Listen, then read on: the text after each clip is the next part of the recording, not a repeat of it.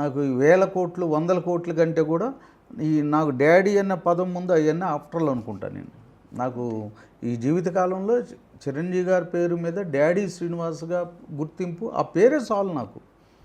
ఆస్తులు మణులు మాణిక్యాలు ఏం వద్దు అనిపిస్తుంది. శ్రీనివాస్ గారు, సాధారణంగా అసలు ఇండస్ట్రీ అంటేనే అదో పెద్ద రంగుల ప్రపంచం. ఎంతోమంది ఇది తప్ప ఆ తెప్పను దాటలేరు. కానీ మీకు అసలు డాడీ మూవీకి సంబంధించి దాని అవకాశం ఎలా వచ్చింది? అంటే ఎవరైనా ఇప్పించారా? తెలిసిన వాళ్ళు ఎవరైనా ఉన్నారా?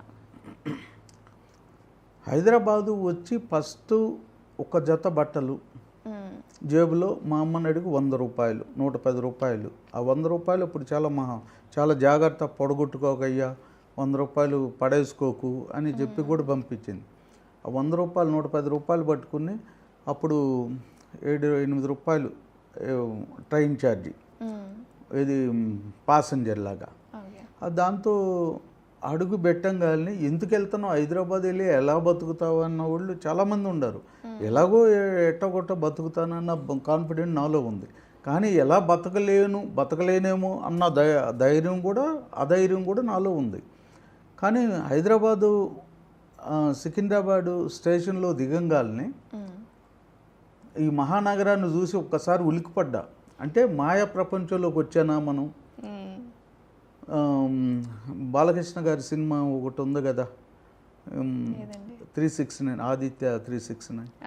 ప్రపంచం చేంజ్ అయిపోతూ జనరేషన్ చేంజ్ అయిపోతూ అలా నేనేమన్నా వచ్చానా అని నేను ప్రశ్నించి నాకు నేనే స్పర్శ ఇది చూసుకుంటే కరెక్టే. సికింద్రాబాద్ చూస్తే కార్లు బస్సులు ఇవన్నీ ఎక్కడ విలేజ్లో ఎప్పుడో గంటకు ఒక బస్సు, 2 గంటలకు ఒక స్కూటరు, అట్లా తిరిగే ఒక చిన్న పల్లెటూరు. ఇప్పుడు చూస్తే 10-5 తిరుగుతున్నాయి. ఎటు పోవాలో అర్థం కాదు. అక్కడ నిలబడ్డాను. 110 రూపాయలు ఉంది. ఎప్పుడో పొద్దున ట్రైన్ ఎక్కితే సాయంత్రానికి దిగింది ఇక్కడ. సరే ఆకలి అవుతుంది, ఏమన్నా తిందాం. 110 రూపాయలు ఎక్కడ తింటే ఏంది, మినిమం 15-20 రూపాయలు లేనిదే ఫుడ్ లేదు అప్పుడు. మంచి ఫుడ్ తినాలని 20 రూపాయలు మంచి ఫుడ్. మళ్ళీ సికింద్రాబాద్ లాంటి మంచి బిజినెస్ పాయింట్ అది. తినొద్దులే, ఏమన్నా టీ తాగుదాం, అంతవరకు సర్దుకుందాం అంటానికి లేదు, ఒప్పుకోవట్లేదు. అట్లాగుంటే హోటల్ దగ్గర నిలబడ్డా. ఇప్పుడు కూడా అజీజ్ ఒక సికింద్రాబాద్లో బిర్యానీ పాయింట్ ప్లస్ దాల్ రైస్ కూడా ఉంది. వెళ్ళి దాల్ రైస్ అడిగొచ్చాను, సార్ దాల్ రైస్ ఎంత అండి అని. అంటే ఆయన కూడా చెప్పాడు 8 రూపాయలు దాల్ రైస్, ఓన్లీ అన్నము ఒక మిరపకాయ వేస్తాడు, ఒక ఇది పప్పు, నిమ్మకాయ పచ్చడి ఒకటి, 8 రూపాయలు. 8 రూపాయలు పోతే ఎట్లా ఇదనే ఆలోచించి వచ్చి నిలబడ్డా పక్కనే. ఏం చేద్దాం, ఎటు పోదాం, అది పోతానికి దారేటు అని 2-3 అడిగాను. ఫిల్మ్ నగరు అది సినిమా వాళ్ళు అంతా ఉంటారు కదా ఎక్కడ అంటే, చాలా దూరే అన్నాడు. అంటే ఎట్లా పోవాలి అంటే, బస్సుకి వెళ్తే 2 రూపాయలు 3 రూపాయలు బస్సు. అంటే ఎవరు లేకుండానే అందుకని చెప్తున్నా మీకు. అంటే మీకు తెలిసిన వాళ్ళు ఎవరైనా ఉండారా అనే దానికే నేను ఈ కనెక్ట్ అవుతుందని నేను చెప్తున్నా. ఎవరు లేరు అన్న దానికి పెద్ద ప్రయత్నమే అండి. అది వెళ్ళాలి అంటే సరే వెళ్దాంలే. అప్పటికే చీకటి పడుతుంది. చూస్తుంటే ఆ హోటల్ ఆయన ముస్లిం, ఆయన మహానుభావుడు. ఆ రోజు ఫుడ్ పెట్టాడు నాకు. పిలిచి అన్నం అడిగి వచ్చాను కదా, ఎంత అంటే 8 రూపాయలు అన్నాడు. తినలేని పరిస్థితి. 8 రూపాయలు 110 రూపాయలు ఉండే. 8 రూపాయలు ఎడిపోతే 100 రూపాయలే ఉంటుంది. అప్పటికి ఏం అలవాటు లేవు కదా మనకి. ఇక సరే అంటే అతను బిలవండి అని చెప్పాడంట. కౌంటర్లో కూర్చున్నది ఒక అతను, బాబు సార్ పిలుస్తున్నారు. వెళ్ళాను, సార్ తింటావా కానా అని హిందీలో మాట్లాడాను. నాకు హిందీ రాదు. అంటే తింటావా అనేది అర్థమైంది. అంటే అంటున్నాను, ఇట్లా అంటున్నాను, ఇట్లా అన్నా ఇట్లా మళ్ళీ డబ్బులు అడుగుతాడు ఏమో. అంటే ఫ్రీగా తిను, అన్నం తిను అని అక్కడ కూర్చొని అన్నం పెట్టాడు పాపం. అన్నం పెట్టి ఒక 2 చికెన్ ముక్కలు వేసి పులుసు వేసి, చాలా దాల్ రైస్ కాదు అది, ఒక మంచి భోజనం పెట్టాడు. పెట్టేవరకు దండం పెట్టాను. ఎక్కడ పోతావు అన్నాడు. Film Nagar sir, cinema field ఏదైనా పని దొరుకుతుందా అంటే, ఒక బస్సు ఫిల్మ్ నగరు, అక్కడ బస్సు లాగే చెప్పాడు. అక్కడ వెళ్ళు, ఇక్కడ సినిమా ఫీల్డ్లో ఉండలేవు, నువ్వు సిటీలో ఉండలేవు, ఇంటికి వెళ్ళిపో అన్నాడు. ఇంటికి వెళ్ళిపో అని చెప్పేసి ఆయన ఒక 50 రూపాయలు ఇచ్చాడు. ఇంటికి వెళ్ళిపోండి మీరు అని 50 రూపాయలు ఇచ్చాడు. ఎందుకు ఇస్తున్నాడో అర్థం కాలేదు. మీరు ఉండలేరు అని 50 రూపాయలు ఇచ్చాడు, భోజనం పెట్టాడు. ఆ 50 రూపాయలు పెట్టి వెళ్ళిపోదేమో అన్న ఫీలింగ్ కలిగింది. ఎందుకంటే ఆయన మహానుభావుడు అన్నం పెట్టాడు, డబ్బులు ఇచ్చి ఎందుకు చెప్తున్నాడు, అబద్ధం చెప్పాడు కదా. వెళ్దాం అనుకున్నది కూడా మళ్ళీ ఆగిపోయి మళ్ళీ ఆయన చెప్పిన బస్సు ఎక్కడో చెప్పాడు, ఫిల్మ్ నగర్. ఆ బస్సు డైరెక్ట్ ఫిల్మ్ నగరు, ఆ బస్ స్టాప్ అక్కడ దిగాం. అపోలో దగ్గరలో ఉండేది ఒక స్టాప్. అక్కడ దిగేసి ఇక అక్కడ చూస్తే నైట్ అయింది, 9:30 అయింది. అప్పుడు పెట్రోలియం పోలీసు వాళ్ళు తిరుగుతూ ఉంటారనమాట. విశాలంగా ఎడారిగా ఉంది, గుట్టలుగా ఉండే. అప్పుడు ఇల్లు ఒక చిన్న కన్స్ట్రక్షన్ జరుగుతుంది.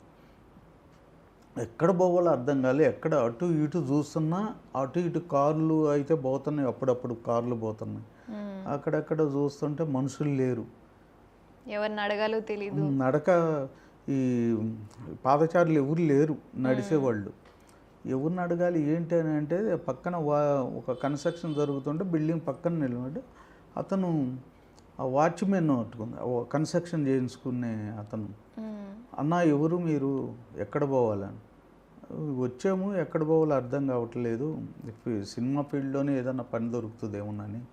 అంటే ఎందుకన్నా ఇట్లా వస్తారు, ఎందుకు ఇబ్బంది పడతారు, వెళ్ళిపో, ఓ పని ఇప్పుడు వెళ్ళలేవు, ఇక్కడ పండుకోండి నైట్. అక్కడ చిన్న ఒక దుప్పటి ఉంది, సాప కూడా ఉంది, పండుకోండి, వెళ్ళి మార్నింగ్ లేచి వెళ్ళిపోండి. ఎందుకు, ఏ ఊరు అంటే పలానా చోట, గుంటూరు జిల్లా చుండూరు మండలం, వెళ్ళిపోండి, ఇబ్బంది పడతారు మీరు అన్నాడు వాచ్మెన్. వాళ్ళ భార్య ఉంది, అన్న వద్దన్న, మీరు చూస్తుంటే అంత ఇంత చదువుకున్నట్టు ఉన్నారు, వద్దు, చాలా ఇబ్బంది పడతారని. సరేనమ్మా, ఇక సరే వెళ్ళిపో, పొద్దున్న అయితే పండుకో అంటే సరే పండుకున్నాం. పండుకుని ఇక ఆయన వెళ్ళిపోయాడు. అక్కడే కన్స్ట్రక్షన్ జరుగుతుంది కదా, వాళ్ళ ఒక వాచ్మెన్కి ఏమో సపరేట్గా కన్స్ట్రక్షన్ చేసే వాచ్మెన్ వాళ్ళకు ఒక రూమ్ ఉంది. మాకేమో కొత్త బిల్డింగ్లోనే ఇంకా కర్రలు అన్నీ అట్లా ఉండి మాకు చిన్నది అది సాఫ్ చేసి అక్కడ సాఫ్ అయ్యి కూర్చుని ఆలోచిస్తున్నా, ఏంటి ఎట్లా పొద్దున్న వెళ్ళిపోతాం. ఆయన ముస్లిం, ఆయన పాపం ఆయన కూడా చెప్పాడు అన్నం పెట్టి వెళ్ళిపోమ్మని 50 రూపాయలు ఇచ్చాడు. ఏమి కూడా వీళ్ళు కూడా వెళ్ళిపోన్నా ఇబ్బంది పడతాం. ఆలోచిస్తుంటే వేడి అన్నం పప్పు ఒక ప్లేట్ వచ్చింది, వాచ్మెన్ తీసుకొచ్చాడు. అన్న వద్దన్న, నాకు ఆకలి లేదని. ఉట్టిదే కడుపు నిండా ఆకలి అవుతుంది, ఆకలి ఉన్నా చెప్పలేము. అక్కడ తిన్నాం ఎప్పుడు 6:30కి 7 గంటలకు తిన్నాం, 10-11 అవుతుంది, ఆకలి అవుతుంది కదా. వద్దు అని ముఖం ఆటం అనమాట. తెలీదు అంటే మీ ఆకలిలో ఉండవు కానీ, ఆకలితో ఉండవు కానీ తినన్నా, ఎందుకు ఏమి ఇబ్బంది పడకు, ముఖం ఆట పడకు అని ఒక బాటిల్ తీసుకొచ్చి వాటర్ నీళ్ళ బాటిల్ పెట్టింది. అన్నం తిన్నాం. అన్నం తిన్న తర్వాత మళ్ళీ అంత అన్నం తీసుకొచ్చింది, వేడి అన్నం. తినైతే పొద్దున్న వెళ్ళిపోన్నాను నువ్వు అని. వెళ్ళిపో, సరేనమ్మా, చాలా థ్యాంక్స్ అమ్మా. వెళ్ళిపో. పొద్దున్నే లేచాం ఒక జత. అన్న మీరు పొద్దున్నే ఎర్లీ మార్నింగ్ లేచి ఆయన అడిగి, అన్న స్నానం చేయాలి, బట్టలు చేయాలి అంటే పక్కనే కన్స్ట్రక్షన్ అక్కడ ఉంది ఒక నల్లలాగా, అందరూ అక్కడే చేస్తారు, మీరు అక్కడ పొద్దున్నే ఎర్లీ మార్నింగ్ చేసేసి బట్టలు మార్చుకున్నా.